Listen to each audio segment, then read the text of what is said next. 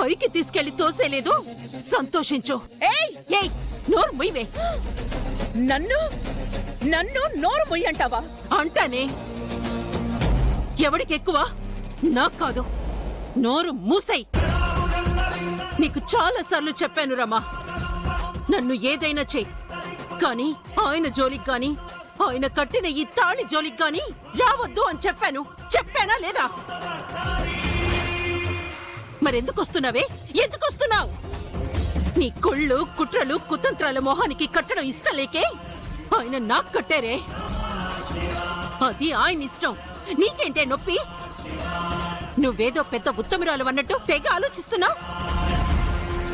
నీ పట్ల ఏదో ఘోరం జరిగిపోయిందన్నట్టు నేరాలు ఘోరాలు చేసే నువ్వు తెగ ఫీల్ అయిపోతున్నావు. చంద్రిక, నోరు మూయ్. నోరు ముయ్యమన్నానా? నోరు మూసేయ్.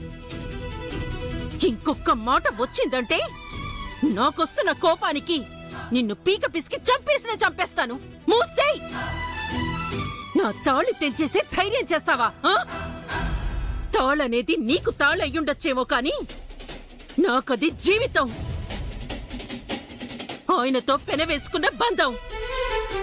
ఈ తాళి ఉండబట్టే నువ్వు చెప్పిందల్లా వింటూ చేసిందల్లా పడుతూ ఈ ఇంట్లో పడున్నాను. అదే తాళి జోలికి నువ్వొస్తే అవన్నీ నేనెందుకు చేస్తాను? ఎక్కడి వరకైనా వెళ్తాను. నీకు ఆ విషయం బాగా తెలుసు కాబట్టి నా లిమిట్స్ లో నన్నుండనివ్వు.